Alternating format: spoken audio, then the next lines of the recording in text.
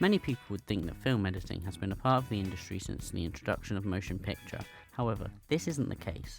Their focus in the beginning wasn't to tell a narrative per se, but to instead show off the technology, usually having still shots of a rather normal, everyday scene, which would be enough to thrill audiences back in the good old days.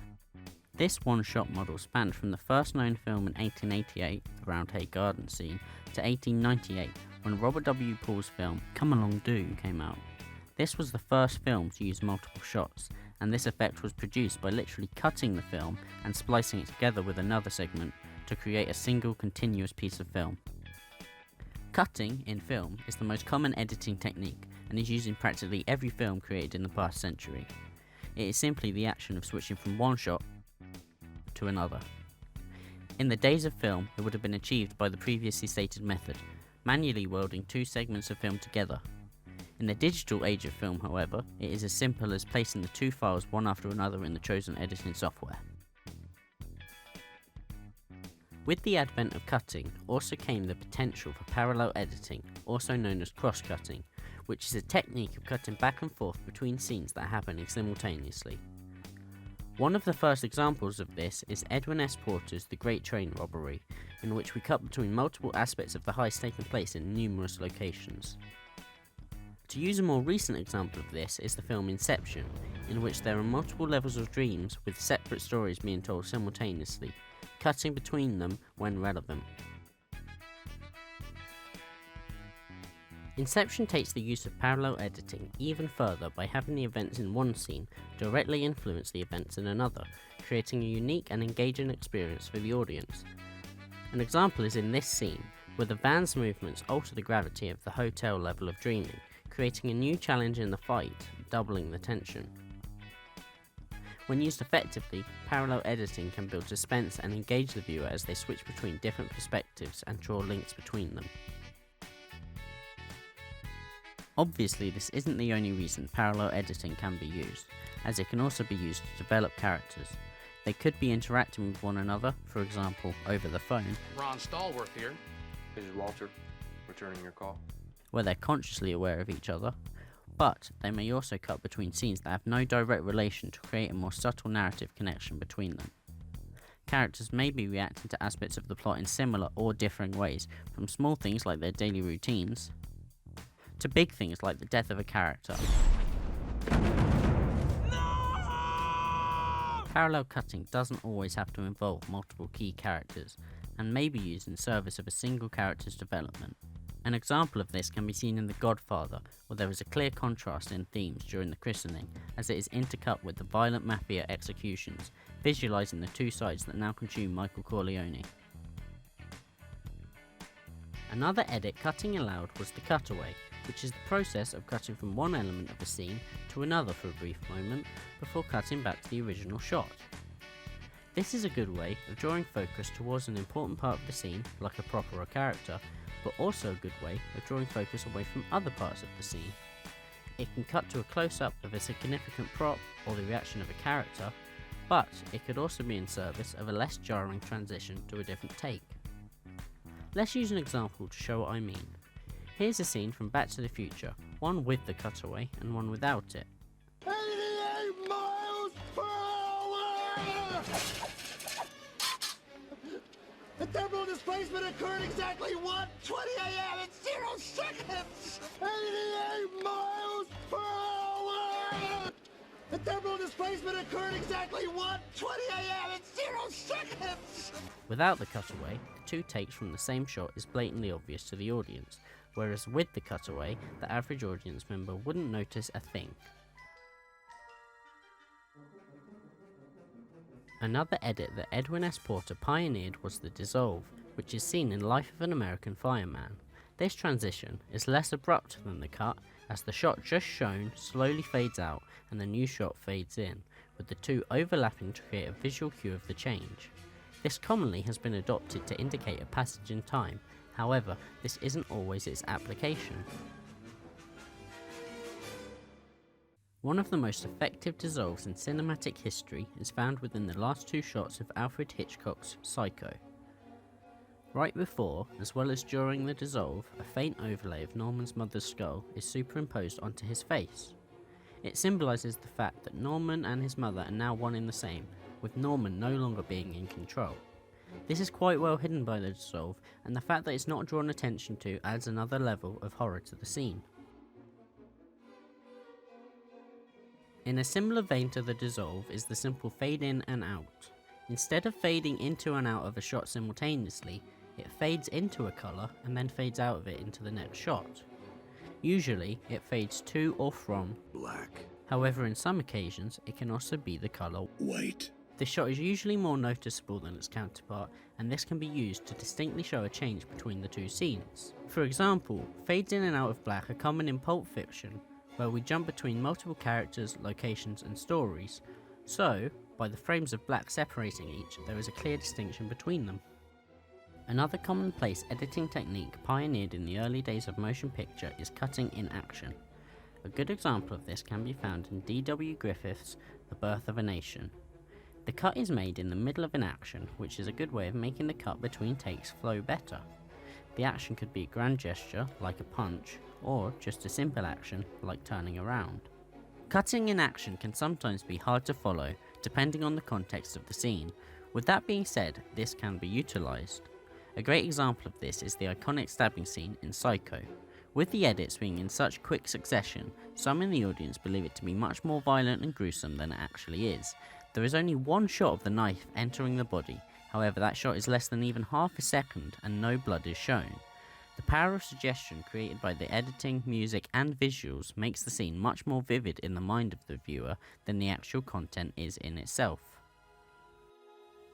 In the mid to late 1910s, a revolution in film editing was about to begin, and nobody does a revolution better than Soviet Russia. Post-revolution Russia capitalised on the power and influence film could have on its populace and started looking into editing techniques. They experimented with many different ways of putting film together, their most notable finding being the Kuleshov effect. The effect was discovered by Lev Kuleshov and shows the influence cutting between two shots can have. They filmed 3 insert shots and then cut to a man staring blankly at the camera. When proceeded with a bowl of soup, the audience believed the man was expressing hunger. When proceeded with a girl in a coffin, the audience believed the man was expressing sadness or mourning. When proceeded with a woman lying on a couch, the audience believed the man to be expressing desire. While clearly the man wasn't expressing any of these emotions, the pairing of the shots made the audience project their own meaning onto them. Another contribution Kuleshov made was an editing technique known as creative geography or artificial landscaping. This is an effect in which 2 shots in different locations are edited together in such a way that they appear to be existing within the same plane. They also experimented with continuity and non-continuity editing. Continuity editing is editing that shouldn't be noticeable. Examples of how to keep editing quote-unquote invisible is by having the location and its basic layout established, having actors' eye lines matching from shot to shot, and making transitions to other scenes apparent. 2 more important rules in continuity editing are the 30-degree rule and the 180-degree rule. The 30-degree rule states that no cut within a scene should be within 30 degrees of the previous shot. This stops the combination of the 2 shots being jarring. In the words of Walter Murch, we have difficulty accepting displacements that are neither subtle nor total. These shots, while moving at least 30 degrees, must also adhere to the 180-degree rule to maintain continuity.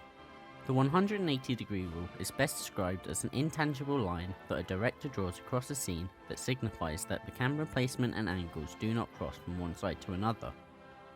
This keeps the actors within the scene in a somewhat constant position in the framing of the scene and makes sure that their eye lines match between shots.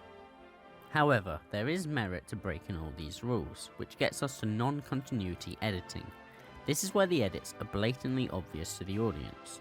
When used consciously, it can be used to achieve many effects, most often disorientation, possibly relating to the events of the film, or a character's state of mind. Is this funny to you guys? Are you guys on drugs?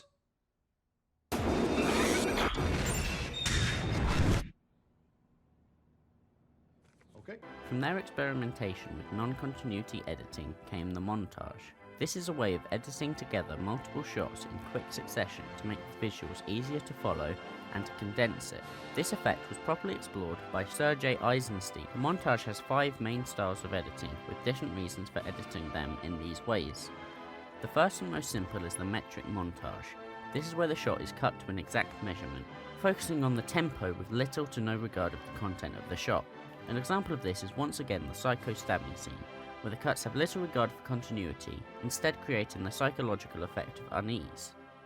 More often nowadays it's used for B-roll footage, as the content of these shots isn't crucial to the narrative.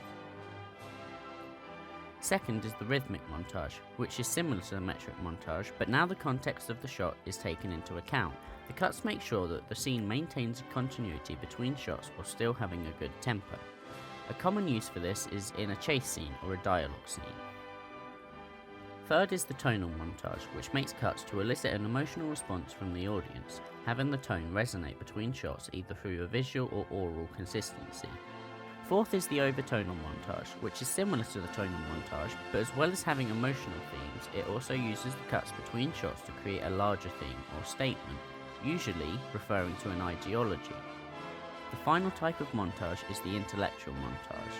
This is where 2 clashing or opposing shots create a deeper theme between them. The previously referenced christening scene in The Godfather is a good example of this.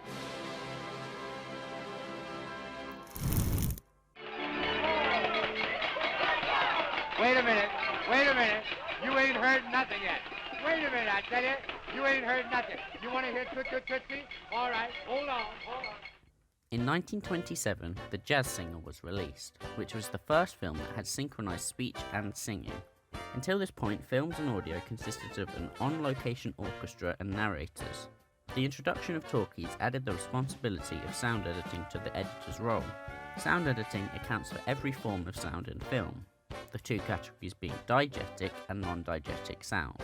Diegetic is sound that is, or could feasibly be, created from sources in shot. This can include dialogue and sounds of objects within the frame. Non-diegetic sound is audio that has no source on screen.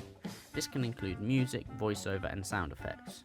With sound entering the film landscape, 2 new transitions emerged.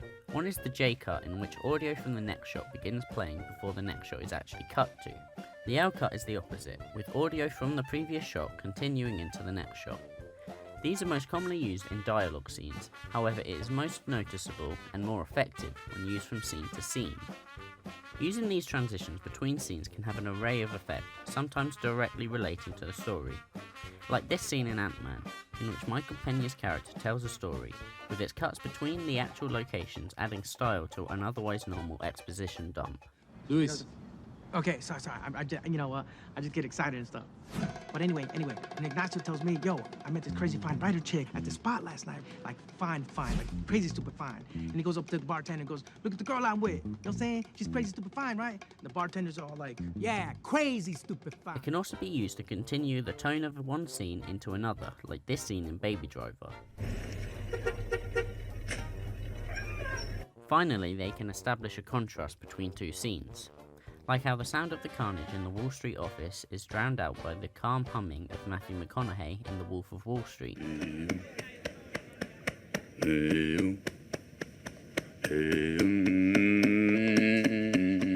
These transitions, as well as dissolves and fade-ins and outs, usually ease the viewer into the next shots, but it's still noticeable. The invisible cut, however, hides the cut between shots. This can be achieved through many means, like an object passing in front of the camera, hiding it in camera movements, masking it with shots consisting of a pure colour, like black or white, or a combination of all of these.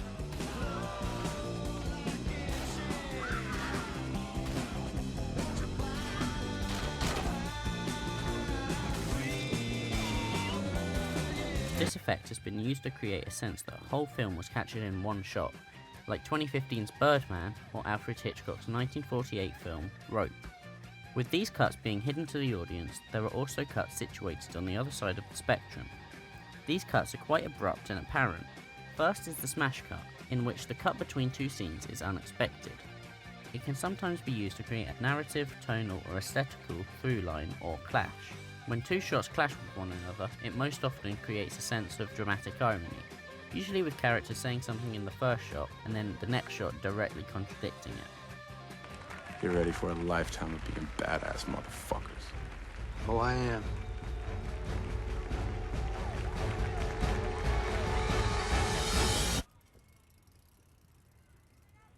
Next is the match cut, in which the cut between two shots maintains an element of the previous shot, through matching frame or action. As this directly matches the prior scene, it is usually considered to be a continuity edit. The matching shots can have a deeper meaning than just style, creating an emotional or tonal sense of duality.